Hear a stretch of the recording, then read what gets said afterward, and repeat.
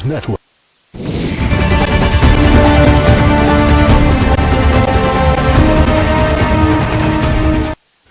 नमस्कार, 20 मिनट 20 खबर में आपका स्वागत है। मैं हूं आपके साथ सुमित गुप्ता। बुलेटिन में हम आपको प्रदेश से लेकर देश के अलग अलग हिस्सों की खबर दिखाएंगे। साथ ही आपको ये भी बताएंगे कि दुनिया भर में क्या कुछ चल रहा है। तो चलिए शुरू करते हैं 20 मिनट में 20 खबरों का सिलसिला। सबसे पहले खबर अपने प्रदेश राजस्थान की। ये टोंक की सड़क है जहां कुछ दिन पहले तो गाड़ियां फर्राटा भरा करती थीं, लेकिन अब वो अटक अटक कर चलती हैं। जिन सड़कों पर बेधड़क लोग घुमा करते थे, वहां एक एक कदम सावधानी से रखना पड़ता है। दरअसल टोंक शहर में इन दिनों सीवरेज और पेयजल पाइपलाइन बिछाने का काम चल रहा है, जिसकी वजह से पूरे शहर में सड़कों पर गड्ढे खोदे गए हैं और यही गड्ढे लोगों की परेशानी का सबब बन रहे हैं। लोग जा रहे हैं, गिर रहे हैं, कीचड़ में कपड़े भर रहे हैं, उनके टीबे हो रहे हैं, जगह जगह नल लाइटें फूटी हुई हैं, पूरी पानी लीकेज हो रहा वहाँ से। और यहाँ एक बार पहले गाड़ी गिरी है, ये गड्ढों की हालत हो रही है। फिर ये खुदा हुआ था, बताओ यहाँ से आदमी कैसे आया और कैसे गाड़ी जाएगी। दुकानों में, कपड़े की दुकानों में, नाई की दुकान पे, बहुत सारी दुकानें हैं, सब लोग परेशान है। और तो आप सिर्फ खुदाई के लिए लगा रहे हो, जो काम को करने वाली लेबर है वो अगर आपके पास नहीं है तो आप नए क्षेत्र में खोद क्यों छोड़ रहे हो? इन गड्ढों की लगातार मिल रही शिकायतों को लेकर कलेक्टर चिन्मयी गोपाल ने संबंधित विभाग के अधिकारियों को काम खत्म होने के बाद गड्ढों को भरने का आदेश दिया है। बूंदी में ऐतिहासिक जैत सागर झील में सुख महल के बाहर माधो की पेड़ी के नीचे से शुरू हुए पानी का रिसाव के चलते जैत सागर झील के अस्तित्व पर संकट के बादल छाने लगे हैं। आपको बता दें, 2019 में हुई मॉनसून की जोरदार बारिश की वजह से जैत सागर में पानी की जोरदार आवक हुई थी और उसी के बाद से इसमें रिसाव हो रहा है। शुरुआत में ये रिसाव कम था, लेकिन समय के साथ अब रिसाव भी बढ़ रहा है। इस वक्त झील में 35 मिलियन घन फीट पानी मौजूद है। हमारी धरोहर है और 1300 वर्ष पुराना हमारा जैत सागर है। उसमें रख रखाव ध्यान नहीं है, तीन विभागों के बीच में बटा हुआ है। आपको बता दें कि जहां से रिसाव हो रहा है उस जगह पर 36 साल पहले भी रिसाव हुआ था और एक बड़ा हिस्सा टूटकर बह भी गया था। इतना ही नहीं, इसके चलते बूंदी शहर में बाढ़ के हालात भी बन गए थे। बाड़मेर के एमबीसी राजकीय स्नातकोत्तर कन्या महाविद्यालय की 100 लड़कियों का जोश इन दिनों हाई है। दरअसल यहाँ की 100 लड़कियों की उम्र 18 साल पूरी होने वाली है और कुछ दिनों में इन सभी को वोट देने का अधिकार भी मिलने वाला है। दरअसल बाड़मेर के सबसे बड़े कन्या महाविद्यालय में राष्ट्रीय सेवा योजना इकाइयों के अभिमुखीकरण कार्यक्रम का आयोजन हुआ था। इसी कार्यक्रम में 1 जनवरी 2022 को 18 साल की उम्र पूरी करने वाले नए वोटरों के नाम पर चर्चा हुई। वोट करने का अधिकार मिलने की बात सुनकर इन लड़कियों का जोश हाई हो गया। इनका कहना है कि उन्होंने अब तक अपने घर वालों को ही वोट देते देखा है और अब वो अधिकार उन्हें भी मिलने जा रहा है, जो किसी रोमांच से कम नहीं है। बहुत अच्छा लगेगा क्योंकि इतने टाइम से सबको बड़े घर में बड़े वो वोट देने जाते थे, सबको देखते थे तो हमें भी लगता था हाँ इनको नहीं, इनको वोट देना चाहिए, इनको देना है। बहुत अच्छा लगेगा, मैं पहली बार वोट करूंगी तब और मैं मतलब कि जो लोकतंत्र है उसके प्रति जागरूकता होगी। जैसलमेर के श्री देगराय मंदिर के प्राचीन ओरण में एक साथ 12 ग्रेट व्हाइट पेलिकन पक्षियों के नजर आने से पक्षी और पर्यावरण प्रेमी गदगद हो गए हैं। दरअसल साल 2019 में भी 4 ग्रेट व्हाइट पेलिकन इस इलाके में नजर आए थे और दुख की बात है कि इन 4 पक्षियों में से एक की मौत यहां से गुजर रही हाई टेंशन लाइनों की चपेट में आने से हो गई। अब 2 साल बाद जब 12 ग्रेट व्हाइट पक्षी नजर आए हैं तो पक्षी प्रेमी बेहद खुश हैं।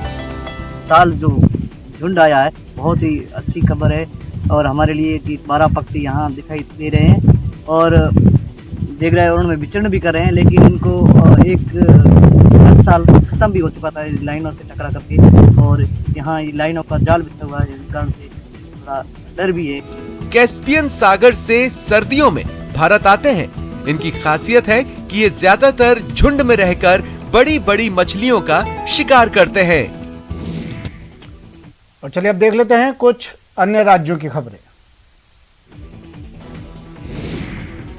हाल ही में दक्षिण अफ्रीका से भारत आए 2 लोगों के कोरोना पॉजिटिव मिलने के बाद बेंगलुरु एयरपोर्ट पर सख्ती बढ़ा दी गई है। हालांकि अभी ये पता नहीं चल पाया कि उनमें कोरोना का कौन सा वेरिएंट है, लेकिन इसके बावजूद नए वेरिएंट ओमिक्रॉन के खतरे को देखते हुए बेंगलुरु आने वाले सभी यात्रियों की जांच जरूरी कर दी गई। राज्य सरकार के आदेश के बाद बाहर से आने वाले हर यात्री के शरीर का तापमान एयरपोर्ट पर लिया जाने लगा। एयरपोर्ट पर ही सभी यात्रियों की कोरोना जांच का इंतजाम हुआ, जहां जांच के बाद सैंपल जमा करने की व्यवस्था की गई। हालांकि यात्रियों को कोरोना की जांच रिपोर्ट के बाद ही सफर करने की इजाजत है, लेकिन इसके बावजूद दोबारा सैंपल लिए जाने से कुछ लोग नाराज दिखे। They are making it as a compulsory test, which I think shouldn't be. जांच की वजह से यात्रियों को एयरपोर्ट पर ज्यादा देर तक इंतजार न करना पड़े, इसके लिए सैंपल लेने के आधे घंटे के अंदर रिपोर्ट देने की पुख्ता इंतजाम किए गए। इस दौरान रिपोर्ट का इंतजार करने वाले यात्रियों को अलग जगह पर बैठाने से लोग संतुष्ट नजर आए। आपको बता दें कि कर्नाटक में अभी कोरोना वायरस के ओमिक्रॉन वेरिएंट का कोई मामला सामने नहीं आया है, लेकिन दक्षिण अफ्रीका से आए जिन 2 लोगों के वायरस की चपेट में आने का पता चला, उनके बारे में दावा किया जा रहा है कि वो डेल्टा वेरिएंट की चपेट में नहीं आए हैं।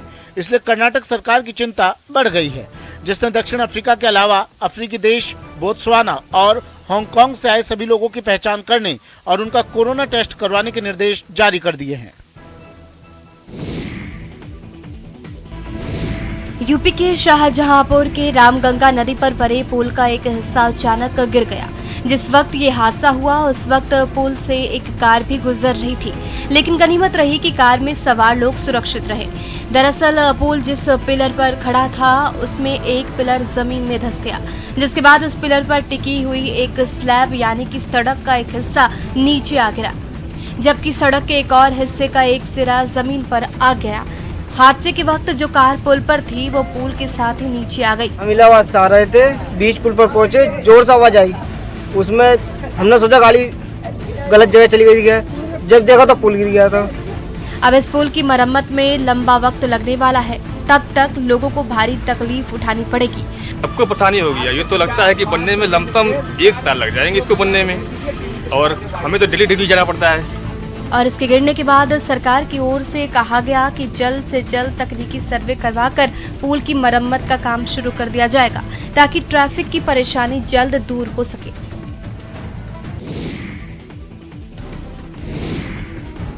यूपी के अंबेडकर नगर से चौंकाने वाली तस्वीर सामने आई है। यहाँ पुलिस पर भीड़ ने हमला कर दिया और उस आरोपी को पुलिस की गिरफ्त से निकाल लिया, जिसे पुलिस ने एक मुठभेड़ के बाद गिरफ्तार किया था। पुलिस की गिरफ्त से निकालने के बाद लोगों ने उसे लात घूंसों से खूब पीटा।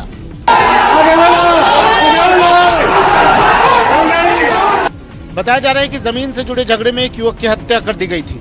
इस हत्या में शामिल आरोपियों को मुठभेड़ के बाद पुलिस ने बड़ी मुश्किल से गिरफ्तार किया था। इन आरोपियों को गिरफ्तार करने के बाद पुलिस वाले उसे गाड़ी तक लेकर गए, लेकिन जैसे ही आरोपियों को गाड़ी में बैठाया गया, वहां हंगामा, पथराव और तोड़फोड़ का शोर सुनाई देने लगा। कुछ देर तो पुलिस वाले भी समझ नहीं पाए कि आखिर हो क्या रहा है, लेकिन जब तक पुलिस वाले कुछ समझ पाते, एक आरोपी को पुलिस वालों से छीनकर भीड़ ने जमीन पर गिराया और उसे डंडों से पीटना शुरू कर दिया। पुलिस के कुछ जवान हथियार थामे भीड़ की तरफ देखते रहे, लेकिन ना तो गोली चला पाए, ना भीड़ को रोक पाए। उत्तर प्रदेश के कानपुर से एक डरा देने वाला वीडियो सामने आया है। वहां एक शादी समारोह में हवाई फायरिंग की गई। ये घटना 4 दिन पहले की बताई गई है, जिसका वीडियो अब तेजी से वायरल हो रहा है। वायरल वीडियो में दिखा कि शादी के जश्न में फिल्मी गानों पर डांस कर रहे लोगों ने पीली शर्ट पहने एक आदमी ने अपनी कमर से पिस्तौल निकाली और हवाई फायरिंग करने की कोशिश की। ये देख वहां मौजूद एक दूसरे शख्स ने उसका हाथ पकड़ लिया, लेकिन अगले ही पल पीली शर्ट पहने शख्स के दोस्त ने पिस्तौल अपने हाथ में ले ली और देखते ही देखते उसने हवा में गोली चला दी। जिस वक्त ये घटना हुई, डांस फ्लोर पर कुछ बच्चे भी नजर आए, जो गोली चलने से हक्के बक्के रह गए। पिस्तौल से बुलेट निकलने के बाद वो गेस्ट हाउस की छत से टकराकर दूसरी ओर चली गई। ये बात भी सामने आ रही है कि फायरिंग करने वाले युवक ना तो दूल्हे के रिश्तेदार थे और ना ही दुल्हन के, बल्कि वो गेस्ट हाउस में गुंडागर्दी करने ही आए थे, जिनके नाम भी गेस्ट हाउस के कर्मचारियों को मालूम है। लेकिन पुलिस ने वायरल वीडियो के आधार पर अज्ञात बदमाशों के खिलाफ केस दर्ज किया, जो अभी पकड़े नहीं जा सके हैं। जिस बेटे की मौत का मातम मना चुके थे, जिसके लौट आने की कोई उम्मीद नहीं थी, उस बेटे के अचानक जिंदा होने की खबर मिले तो फिर आंखों में उम्मीदों के आंसू आना लाजमी है। 2013 में हुई उत्तराखंड त्रासदी में लापता गुलबदन सिंह उर्फ गुल्लू को उत्तराखंड की सरकार ने मृत घोषित कर दिया था। सोशल मीडिया पर उसकी एक वायरल तस्वीर देखकर उसकी मां और रिश्तेदारों में अब नई उम्मीद जगा दी है। दरअसल एक सोशल मीडिया पर गुल्लू की एक फोटो पर परिजनों की नजर पड़ी तो उनके होश उड़ गए। फोटो का स्क्रीनशॉट तो गुल्लू के परिवार वालों ने ले लिया, लेकिन इससे पहले कि उस फोटो की लिंकअप एड्रेस मिल पाता, वो फोटो वहां से डिलीट हो गए। अब उस परिवार ने पुलिस से मदद मांगी है कि गुल्लू की तलाश की जाए। एक हफ्ते से एक सोशल मीडिया पर फोटो वायरल हो रही थी कि आपका भाई जिंदा है। हमने एसपी अंबाला को कंप्लेन दी है और उनसे गुहार लगाई है कि इसकी जांच की जाए। अगर ये हमारा बेटा है और हमारा भाई है तो हमें सौंपा जाए। दक्षिण भारत के कई राज्यों में भारी बारिश का कहर जारी है। खासकर आंध्र प्रदेश के कई इलाकों में तो भारी बारिश की वजह से बाढ़ जैसे हालात बन गए हैं। आंध्र प्रदेश का कड़पा जिला तो पूरी तरह टापू जैसा नजर आने लगा है। कड़पा के आसपास हर तरफ पानी ही पानी जमा होने से घर के बाहर निकलना मुश्किल हो गया है। गली मोहल्ले की सड़क हो या मेन रोड, हर तरफ पानी ही पानी होने से लोगों की मुसीबत बढ़ गई। भारी बारिश की वजह से कई नदियों का पानी भी खतरे के निशान के पास पहुंचने लगा है। ऐसे में बांध के कई फाटकों को खोलना पड़ा। आपको बता दें कि आंध्र प्रदेश में 2 हफ्ते पहले आसमान से आफत बरसनी शुरू हुई, जिसमें अब तक 50 लोगों की मौत हो चुकी है, जबकि मूसलाधार बारिश की वजह से वहां के लगभग 2000 गांव पानी में डूबे हैं, जहां राहत मिलने की उम्मीद भी नहीं है, क्योंकि मौसम विभाग को बंगाल की खाड़ी में एक और तूफान की आहट मिली है, जिसकी वजह से अगले 4-5 दिनों में आंध्र प्रदेश के रायलसीमा इलाके और ओडिशा के कुछ जिलों में बहुत भारी बारिश हो सकती है। दुनिया में नई दहशत फैलाने वाले कोरोना वायरस के नए वेरिएंट ओमिक्रॉन ने गुजरात के हीरा कारोबारियों को टेंशन में ला दिया है। दरअसल सतर्कता के चलते अफ्रीकी देशों के ट्रैवल बैन से गुजरात के हीरा कारोबारी टेंशन में हैं। उनका कहना है कि इसका सीधा असर उनके कारोबार पर होगा। अपनी जो रफ है वो जो अपना पीठ बोलते हैं कि अफ्रीका में जो डीटीसी बोलते हैं वो उसका मेन ऑफिस भी बोत्सवाना में है। अगर वहाँ पे भी कोरोना का ये जो स्वरूप है ज़्यादा फैल गया तो अपनी डायमंड इंडस्ट्री में 100% उसका इफेक्ट आएगा। मेरा चौक्कस मानना है कि इस परिस्थिति के अंदर फिर से कोविड-19 की परिस्थिति के अंदर हम जैसे रफ डायमंड का बिजनेस कर रहे थे ऐसे फिर से करना पड़ेगा, ब्लाइंड माल लेना पड़ेगा। आपको बता दें कि दक्षिण अफ्रीका अपनी हीरो की खदानों के लिए दुनिया भर में जाना जाता है। यहाँ हीरे के अलावा सोने और कोयले की कई खदानें हैं और यहाँ दुनिया के सबसे बड़े हीरे मिलते रहे हैं। भारत में भी जो हीरे कटिंग और पॉलिश के लिए आते हैं उसमें साउथ अफ्रीका का बड़ा योगदान है।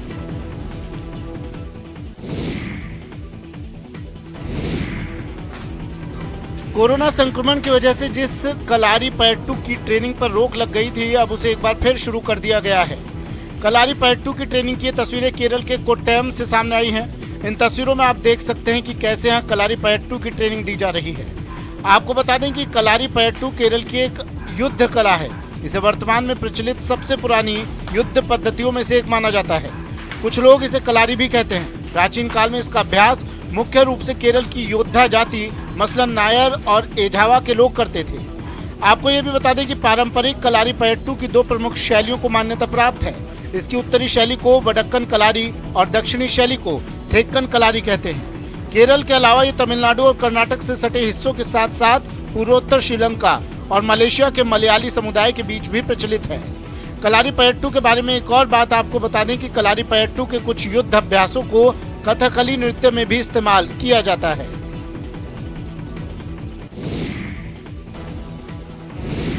आजादी का अमृत महोत्सव मना रहे लद्दाख में विश्व के सबसे ऊंचे गांवों में से एक उमला गांव के लोगों को पीने के पानी की सप्लाई होने लगी है। 0 से नीचे के तापमान में भी इस समय लद्दाख के दूर दराज गाँव के लोगों को नल से जल सप्लाई करने के लिए तेजी से काम हो रहा है और इसी कड़ी में उमला गांव तक जल जीवन मिशन के तहत पानी की सप्लाई शुरू की गई है।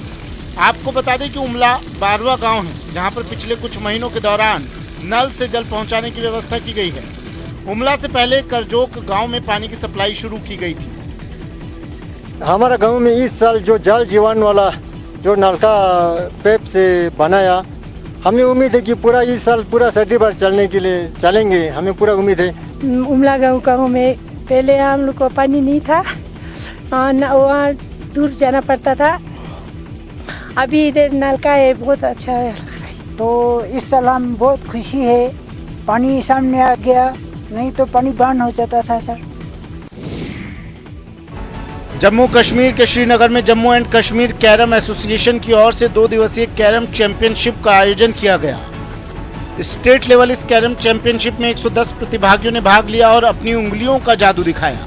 खास बात ये कि इस स्टेट लेवल कैरम चैंपियनशिप में कई नेशनल और इंटरनेशनल खिलाड़ियों ने भी शिरकत की। घाटी के युवाओं में कैरम के प्रति जागरूक करने के लिए इस चैंपियनशिप का आयोजन किया गया। इस चैंपियनशिप में भाग लेने वाले खिलाड़ियों ने कहा कि इस चैंपियनशिप में भाग लेकर उन्हें बहुत कुछ सीखने का मौका मिला है।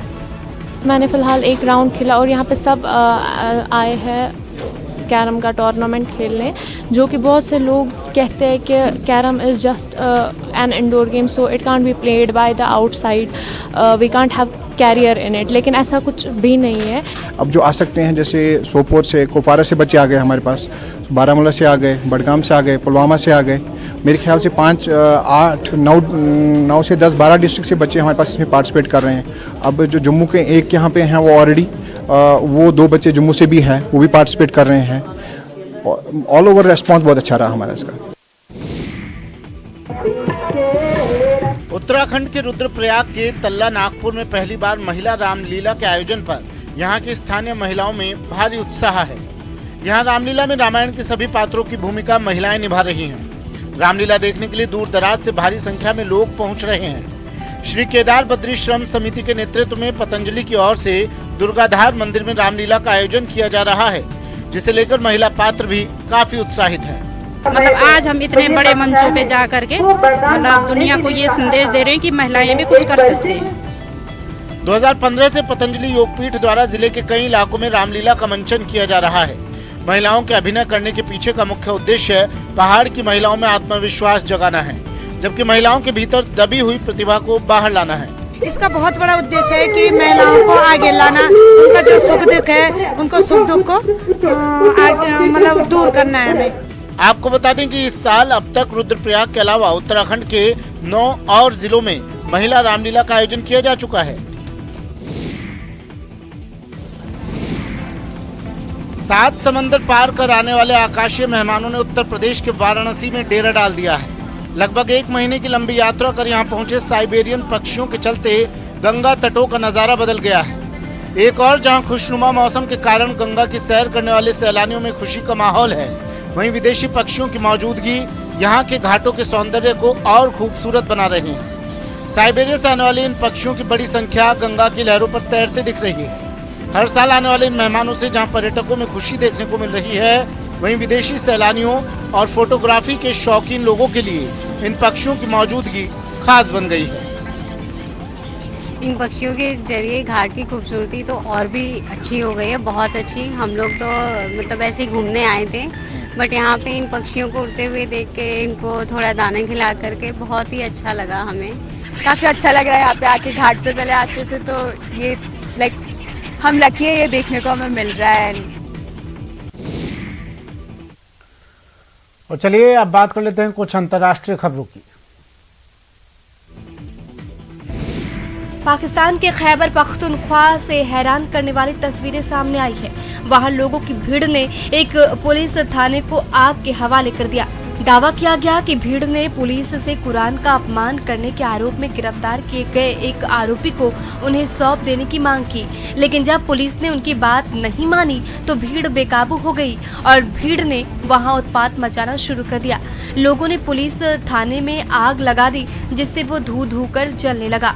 पुलिस थाना आग में ऐसा घिर गया कि कई किलोमीटर दूर से ही आग की भीषण लपटें और काला धुआं उठता नजर आने लगा।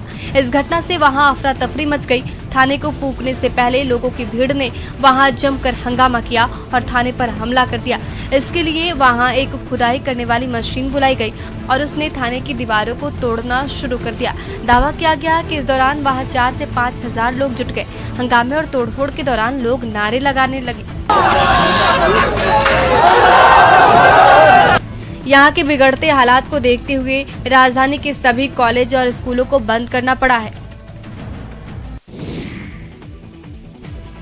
रूस के साइबेरिया में एक कोयले की खदान में लगी आग के बाद लगातार 5 दिन भी वहां बचाव अभियान जारी रहा। इस खदान में 25 तारीख को जबरदस्त धमाका हुआ था, जिसमें 51 लोगों की मौत हो गई, जबकि कईयों के अभी भी अंदर फंसे होने की आशंका है। अंदर फंसे लोगों को बचाने के लिए लगातार 5 दिन भी अभियान चलाया गया। वहां से सामने आई तस्वीरों में बचाव दल के लोग सुरंग के जरिए खदान के अंदर घुसते दिखाई दिए। इन लोगों ने अंदर फंसे लोगों की तलाश में सर्च ऑपरेशन चलाया। बचाव अभियान में कई मशीनों की भी मदद ली गई।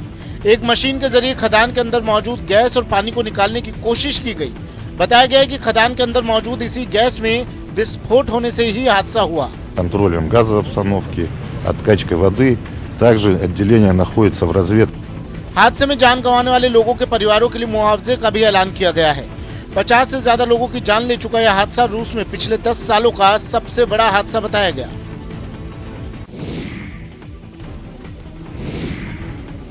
दक्षिण अमेरिकी देश पेरू में आए एक जबरदस्त भूकंप से वहां दहशत फैल गई। रिक्टर स्केल पर 7.5 की तीव्रता वाले इस भूकंप का केंद्र अमेज़न के जंगलों में जमीन से करीब 110 किलोमीटर की गहराई में था, लेकिन फिर भी झटके इतने तेज थे कि उन्होंने एक बड़े इलाके में काफी नुकसान पहुंचाया।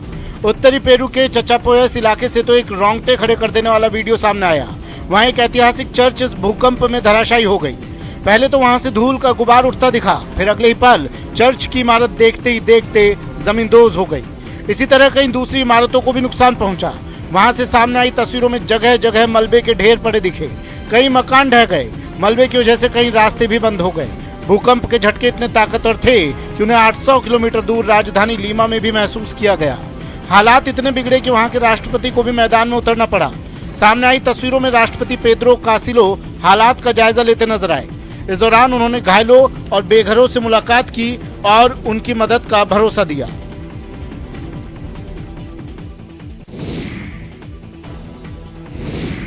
टेक वर्ल्ड में एक और भारतीय ने अपनी प्रतिभा का डंका बजाया है। आपको बता दें कि ट्विटर के नए सीईओ पद की जिम्मेदारी अब पराग अग्रवाल के हाथ में होगी। सीईओ पद से इस्तीफा देने के बाद जैक डॉर्सी ने इसकी घोषणा कर दी है।